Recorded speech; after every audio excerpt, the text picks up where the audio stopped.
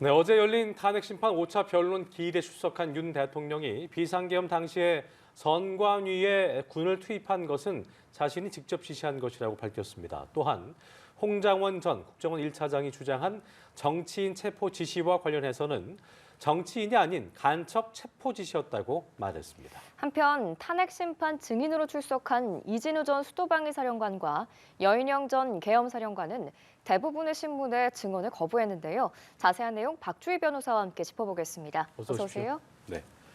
자, 어제 헌재에서 대통령 탄핵심판 5차 변론기일이 진행이 됐고 윤석열 대통령도 출석을 했습니다. 지난 4차 변론기일과 비교를 좀 해보면 증인에게 직접 신문하는 장면은 없었는데요. 이게 보니까 직접 신문이 금지됐다고 하더라고요. 어떤 이유일까요? 네, 재판 진행과 관련해서는 재판관이 적절히 이 부분을 좀 조율을 할 수가 있습니다. 그런데 어제 직접 신문 금지 결정은 재판관 평의에서 결정했다라고 하는데요.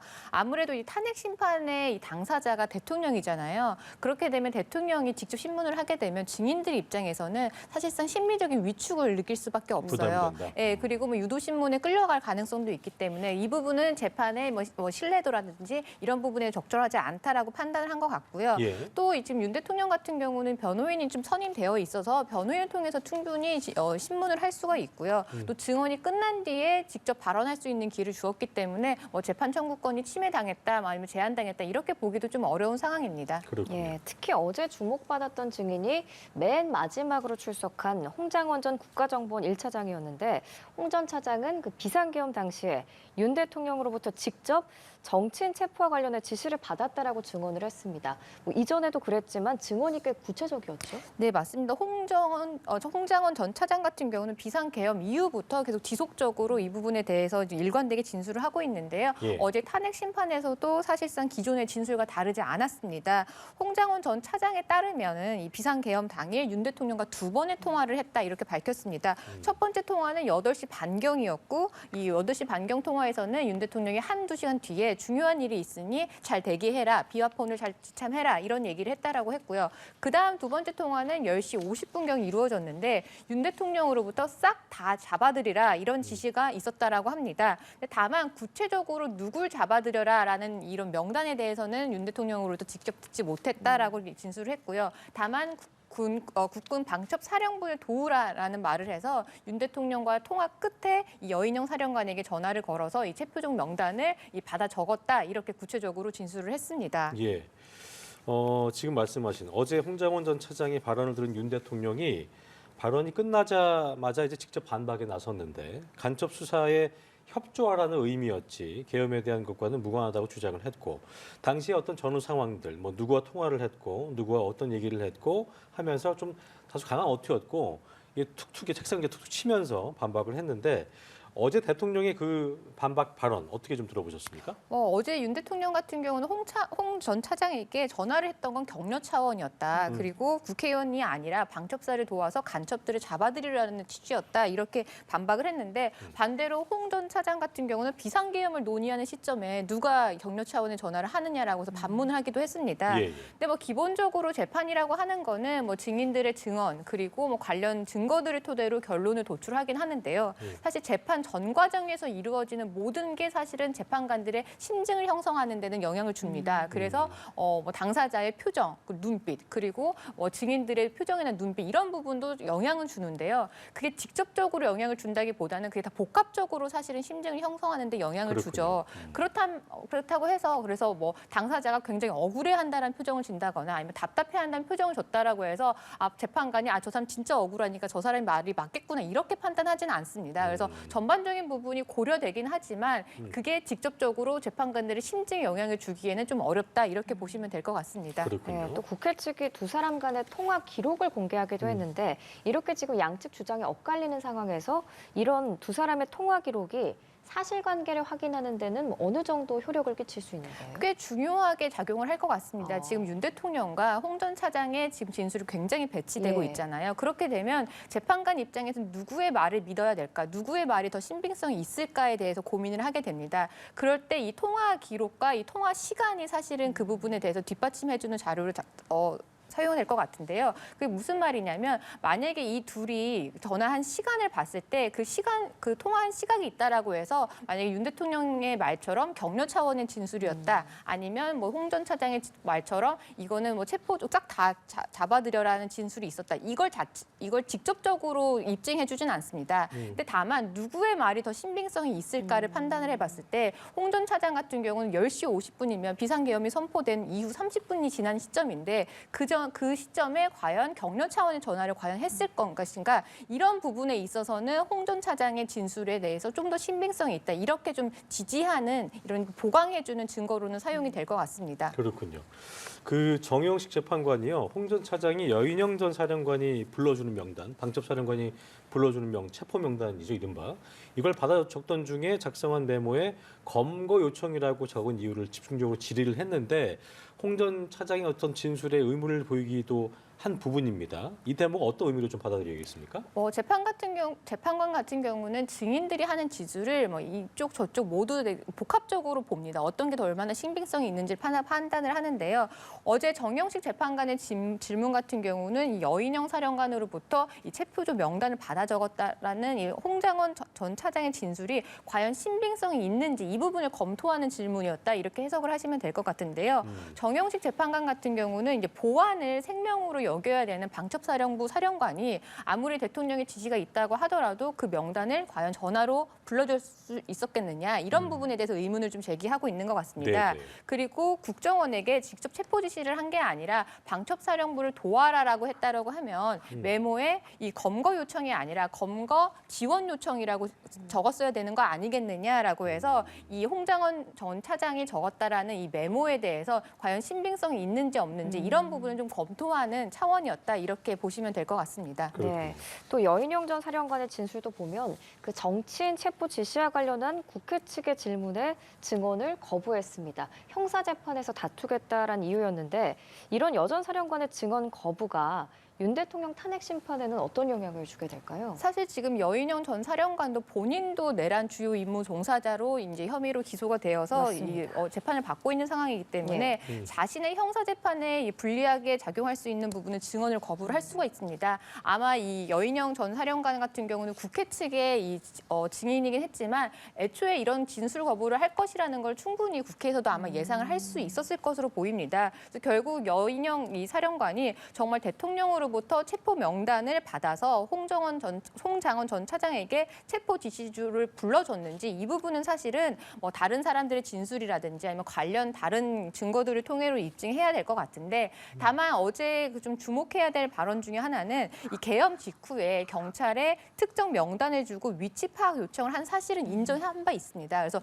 이런 부분을 토대로 이런 진술이 있지 않았겠느냐, 이런 통화 내역이 있지 않았겠느냐 이렇게 추정해 볼 수 있는 것으로 좀 활용할 수 있을 것 같습니다. 그 법조인의 시각에서 증언을 거부한다는 건 보통 어떻게 의미를 좀 받아들이십니까? 증언을 거부한다라는 건 굉장히 일반인들이 봤을 땐 증언을 거부하면 본인이 불리한 게 있으니까 증언을 거부하겠거나 이렇게 보지만 약간 재판을 진행할 때는 굉장히 복합적으로 봅니다. 굉장히 쪼개서 볼 수 있는 이 능력이 있어야 되거든요. 증언을 거부했다고 해서 이 사람이 이 부분이 뭔가 불리한 게 있어서 피하는구나라는 게 아니라 그냥 그 부분은 증언을 거부했다라고 그렇게 하나씩 쪼개서 좀 보고요. 근데 다만 나중에 전반적인 정황적인 부분에 있어서는 이런 부분이 뭐 작용할 수 있겠거니 하는 심증을 형성하는 데는 조금 일부분 영향을 주지만 그 증언을 거부했다라는 것 자체만으로 이 사람의 말이 뭐 맞을 거야 아니면 이 사람의 말이 틀릴 거야 이렇게 보지는 않습니다. 사실 이제 증언을 거부한다는 건 불리할 수 있기 때문에 안 하는 거라고 보통 생각할 수 있는데 꼭 불리해서만 증언을 거부하는 건 아니라는 것이군요. 알겠습니다. 어쨌든 체포 지시에 대해서는 증언을 거부했지만 국회 병력 투입이 적법했는가를 묻는 윤 대통령의 측의 질문에 대해서는 뭐 위법이라는 생각을 할 여지가 없었다고 답을 했습니다. 이런 답변은 대통령 측에게 어떻게 좀 작용을 하게 되겠습니까? 이건 사실 윤 대통령에게 뭐 유리한 진술이라기보다는 이 여인영 전 사령관 본인에게 좀 유리한 진술로 보여요. 왜냐하면 자신은 국군 통수권자인 대통령의 지시를 따르는 사람이기 때문에 그 지시가 적법하지 않은지 이런 부분을 판단할 계제가 아니었다라는 거죠. 자신은 따를 수밖에 없었다라는 정당성에 대해서 좀 호소하는 발언인 것 같고요. 그런데 오히려 윤 대통령에게 불리하게 작용할 수 있는 좀 해석의 여지가 있는 게요. 달리 해석하면 위법의 소지도 사후에 생각해 보니까 있었다 이렇게도 좀 해석이 되는 부분은 위법 있거든요. 적법 따질 게 아니었다는 거니까. 그 당시는, 그렇죠. 당시는. 그리고 또 윤 대통령은 지금 뭐라고 말하고 있냐면 이 비상계엄 선포는 처음부터 해제를 염두에 뒀다. 그러니까 자신은 이걸 끝까지 밀고 나갈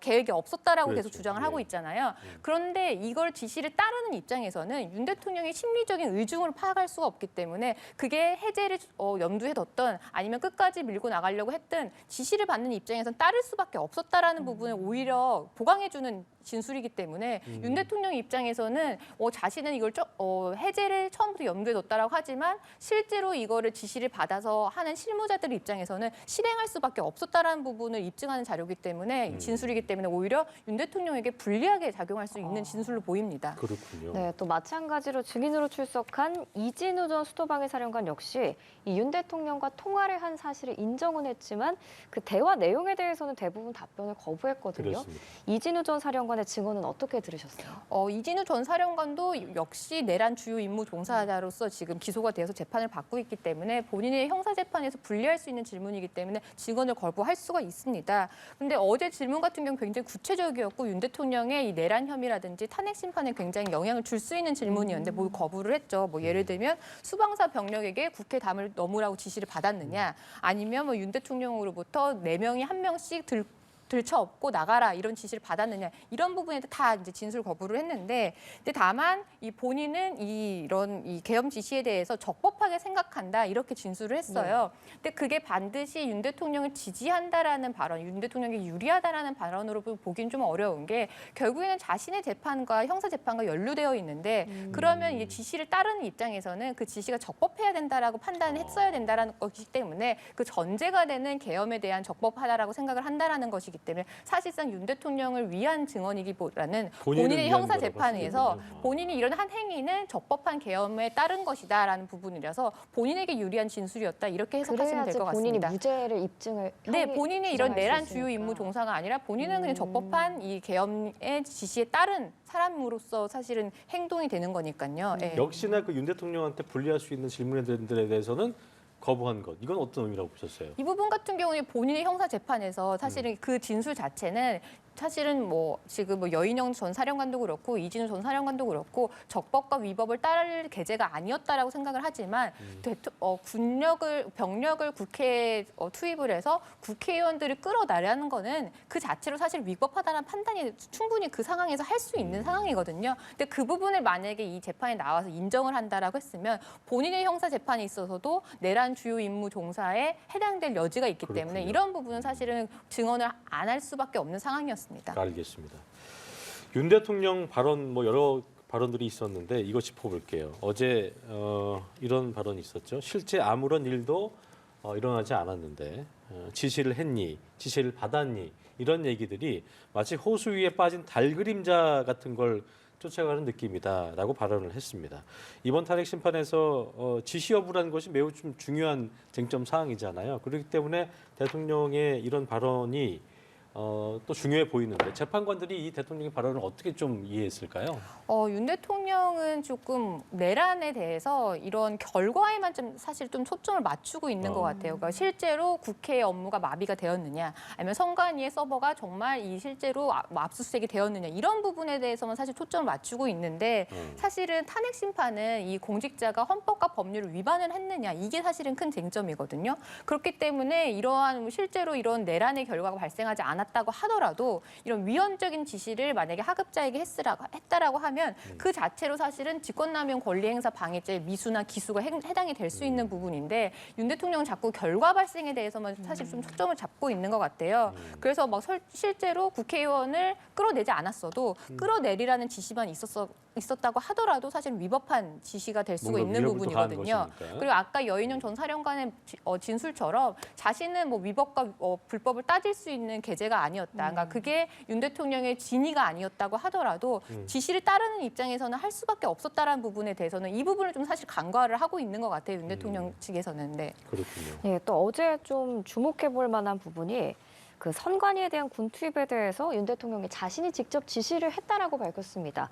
그 체포 지시에 대해서는 부인을 하면서도 선관위 군 투입에 대해서는 직접 지시를 한 거라고 밝힌 건데 이건 어떻게 들으셨어요? 사실 이 부분도 윤 대통령이 지금 방금 말씀드린 것처럼 결과에만 사실은 굉장히 집중을 하고 있는 것 같은데 이거는 또 한 가지 본인의 비상계엄 선포가 적법했다라는 부분, 정당성에 대해서 호소를 하는 이런 증언인 것 같아요. 그러니까 진술인 것 같아요. 그래서 선관위에 군을 보낸 거는 자신이 맞지만 이게 범죄 수사의 개념이 아니라 이 선관위 시스템이 전산 시스템이 어떻게 운영이 되고 있는지 점검하라는 취지였다. 그렇기 때문에 자신이 이런 지시를 내린 거는 적법하다. 그러니까 위법한 게 아니었다. 위법한 의도가 아니었다. 이런 부분을 좀 강조를 하고 있는 것 같은데 사실상 이게 어떤 의도였다고 하더라도 선관위 같은 경우는 독립된 헌법기관이기 때문에 이 헌법기관에 들어가거나 어떤 조치를 하기 위해서는 법관의 영장을 따르거나 아니면 법에 다른 절차에 따라야 되는데 이런 부분을 간과를 하고 그렇게 병력을 투입할 수밖에 없었던 이런 정당성에 대해서만 사실 초점을 좀 잡고 있는 것 같습니다. 그렇군요. 자, 윤 대통령 측이 그 부정선거론을 입증하겠다면서 증인과 사실조회 신청을 하기도 했는데 헌법재판소가 이를 대부분 기각을 했습니다. 이건 어떻게 좀 이해를 해야겠습니까? 윤 대통령 같은 경우는 이제 비상계엄 선포의 정당성 중에 하나는 이제 부정선거론을 밝히기 위해서였다. 이 부분은 지금 계속 강조를 하고 있는데요. 그래서 부정선거와 관련된 증인 신청도 하고 그다음에 사실조회 신청도 했는데요. 그런데 사실은 이번 탄핵 심판의 쟁점은 사실은 위헌적인 지시나 위법적인 지시가 있었는지 여부인 거지 이 비상계엄 선포에 대한 정당성이 있었는지 없었는지는 사실 큰 쟁점은 아닙니다. 그렇기 때문에 이제 헌법재판관 같은 경우는 직접적인 쟁점이 되지 않거나 아니면 불필요하게 쟁점을 확대한다라거나 이럴 필요성이 있는 경우 이렇다라고 판단이 되는 경우는 적절히 좀 제한을 할 수가 있거든요. 근데 부정선거와 관련돼서 이런 기록이라든지 이런 부분을 충분히 헌재에서도 파악을 하고 있기 때문에 불필요하게 이 재판을 지연시킬 수 있는 이런 서버 점검이라든지 아니면 증인 신청이라든지 이런 부분을 재판의 효율성 측면에서 좀 기각을 한 것 같습니다. 이 부분,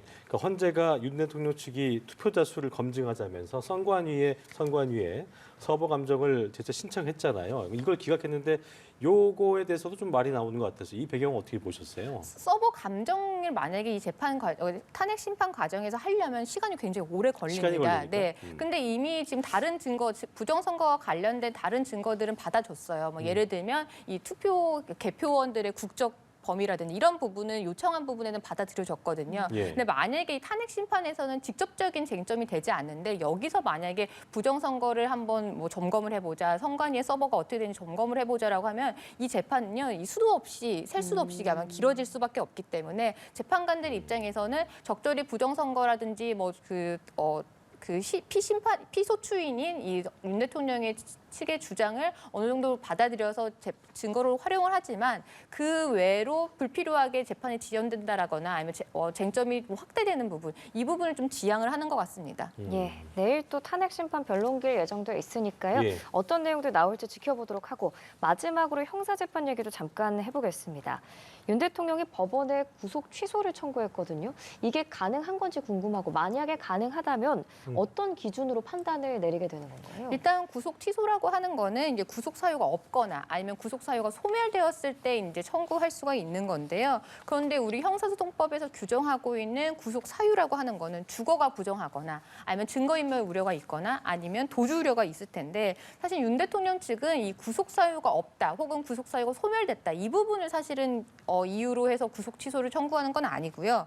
이 지금 윤 대통령의 주장은 구속 기간이 만료되어서 구속이 된 불법적인 구속이다 이걸 얘기를 하고 있어요. 그러니까 이게 어떤 얘기냐면 이 구속할 수 있는 윤 대통령의 피의자 시절에 기소 전에 윤 대통령을 구속할 수 있는 기간은 1월 25일 12시까지였는데 검찰이 윤 대통령을 기소한 건 26일이었다. 그렇기 때문에 사실은 구속기한을 넘겨서 구속을 한 것이기 때문에 구속 자체가 불법이다. 이렇게 주장을 하고 있는 겁니다. 근데 사실상 구속 취소가 받아들여질 사유는 아까 말씀드린 것처럼 형사소송법에서 나와 있는 구속 사유가 없을 때 구속 취소를 청구하는 거기 때문에 아마 만약에 이 부분이 기각이 되면 윤 대통령 측에서는 보석 청구라든지 이런 부분 다른 방법을 또 강구할 것으로 보입니다. 일단 기각 가능성 크다는 말씀이신 네, 거죠? 맞습니다. 알겠습니다.